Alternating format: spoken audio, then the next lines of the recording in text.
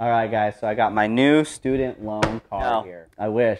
All right, guys, so here we go. We are going to do a review, the things I like about the Pro R and the things I hate about the Pro R after owning it for about 9 months now. I got mine early January. Well, mid-January is when I got our car. So we've put quite a few miles. We've done quite a few testing. We've raced it out on the Desert SXS track, took it to a lot of sand dunes, raced it against Can-Ams and all sorts of different cars too. So.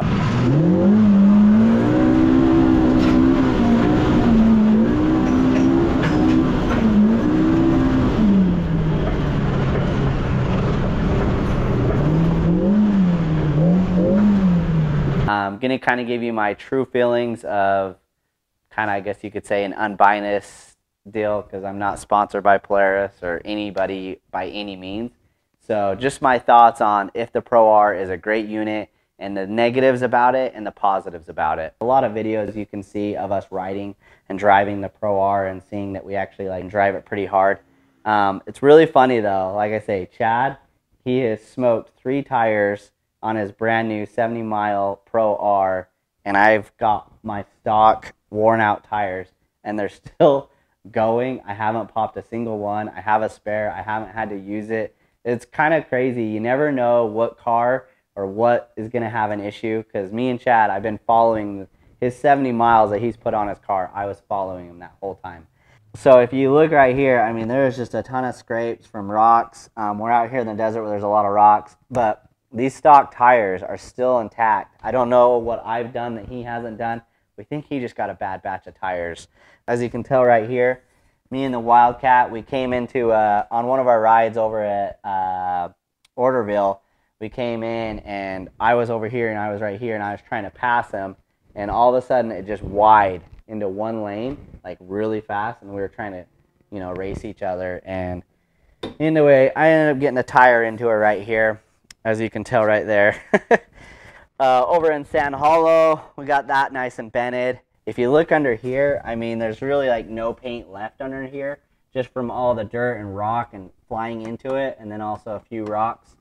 So she's gotten pretty dinged up. Right here is also Sand Hollow rock crawling. Some good little dings right there.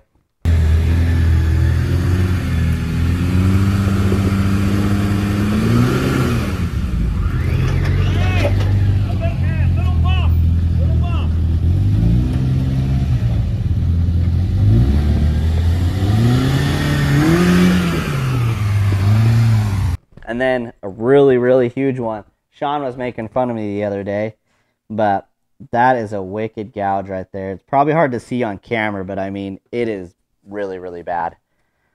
So just my point to all this is we've tried to keep it stock as possible to see if this thing can actually hold up before you put, you know, 5-10 grand of goodies on it. I definitely want to put the 5 to 10 grand goodies on it. I want to do an exhaust in a stock mode, how much it can stand. The only thing I would say 100% that it can't stand is just your springs. I mean, that's the big #1 negative I have with the car. The stock springs didn't last. I was bottoming out. I lost a lot of ride height, probably within 300 to 400 miles, like a lot of ride height.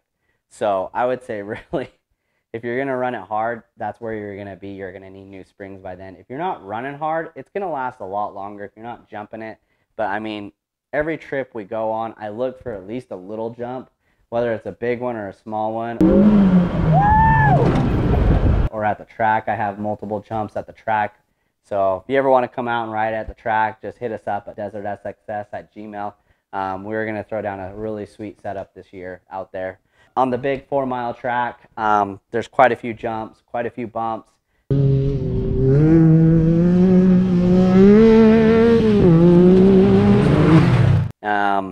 And this thing has held up amazing. The only thing I've had the issues with is those springs. So I got the Shock Therapy springs.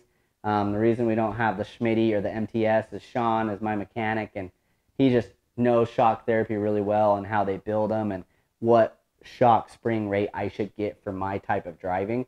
So that's kind of why we went with the Shock Therapy, because Schmitty does a really good job and MTS does too. I've heard really, really good things about them. Really, it's been a great car. It's just been kind of beat on. I really was hoping that in 23 a sweet car was coming out and it was going to be awesome and I was going to get that and it'd be bigger and better than this. Bigger and better didn't come. 23, nothing came.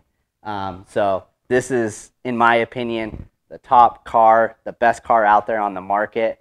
Like I say, just a couple little hiccups. I haven't had any issues after jumping it a lot and running and jumping and landing on like one tire. I did land on that one tire yesterday on one of the bigger jumps out at the track, and it is amazing. I mean, the car, when you jump it, and if you get out of whack in the air, like I did in that situation where I landed on just my front driver tire, you're kind of expecting to have to drive it and overdrive it and kind of correct it. But with the DV suspension, it is crazy. The thing just fixes itself and adjusts, and you're like, what? You're expecting like either a crash or a roll or to be fighting it and trying to oversteer it to correct it. Nothing like that happens. Even Richard, he was with me, and we had a really bad kick, and it kicked us sideways when we were doing probably that 50, 60 miles an hour, and my back end kicked really sideways. And we were expecting, honestly, both of us, after we talked about it, we were expecting just to roll. Car landed on its four wheels eventually, and it just lined itself out. That suspension is amazing. I mean, we lined out and we're gone. Like, it was like nothing happened. So the car is impressive. I would say rock mode, as far as the ECU part with the power delivery, a lot of people haven't dug that because it keeps the RPMs low.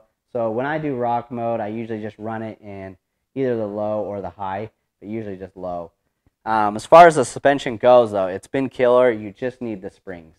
But we have put this thing through a ton of testing. We've hammered on it. We've beat on it. Obviously, I'm not trying to break it. I don't like wasting money. So it's not like I'm trying to break my A-arms, because I've seen people actually break A-arms. Ball joints, I've seen dirt dudes, they broke I think they had a ball joint go out on them, but I think they just got a bad ball joint or something. I don't know why, because I've jumped this a ton and no issues.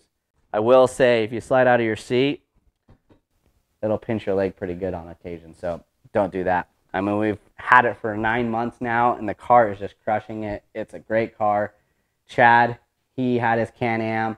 The only thing I was jealous with him is his power, the amount of power that he had in his car, and the fact that he was able to run with me or even be a hair faster than me.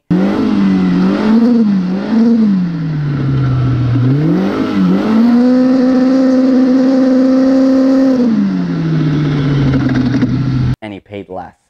So that's my biggest negative with the Pro R. But at the end of the day, I haven't had to do anything other than the springs. My diff went out, but that's just because a screw backed out and I was running in 4 lock. Polaris took good care of me there, and that diff is still amazing for what I've put it through, because you're really not supposed to race with it in 4 lock. I just really love the traction of coming out of a turn, and all 4 wheels are just going at it. It just helps you to turn through those corners, I feel. Some people hate it, and they like to use the rear end to steer. The guys that like to rear end steer, 4 all-wheel 4, that's going to be your route right there, because the back end will kick out all day long. I can't stand that. So the biggest issue would be the spring. Number 2, the fueling. So we have a wedge trailer, and so it sits, at a slant, so the front tires are up. This thing, even level, it doesn't feel very well. You really can't top it off. You can get a lot more fuel in it if you have your back tires up. So at gas pumps, I've backed up on curbs just to get my rear end to be a little bit higher. You'd be surprised. You can get quite a bit more fuel in it.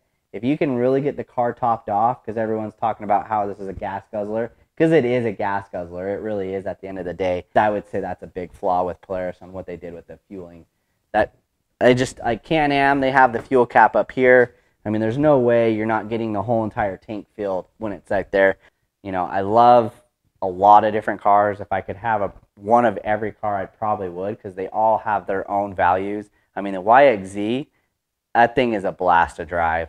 Some people might think I hate on them. YXZs are pretty dang fun to drive. I just like to give YXZs a bunch of crap just because it's funny. Some of the YXZ guys get really hurt over it. But I like to give everybody a bunch of crap. And Bo, he's got a YXZ, and we just love messing with him. I'd always definitely, if you're going to buy a car and you're not sure what one to get and you don't have a driving style of a brand, then I would definitely drive a car. If you have to, go rent one from, Can-Am, rent one from Polaris to see how you like the way they handle. Because honestly, the Can-Am and the Pro R, power-wise, when it comes to racing each other side by side, me and Chad have raced a lot with his 22 Can-Am and with my 22 Pro R. And really, he's got a little bit better, I would say, out of the top end. He's pulled on me on the drag racing a little bit, but barely, like barely. So they're so equal in power. The difference is how you're getting that power and how it's delivered, and the way that the car sits and the way it handles might be a different car for you. The good horsepower and the fact that it's a very linear horsepower versus like a Can-Am, it's a very two-stroke type feel where you have a ton of power or no power.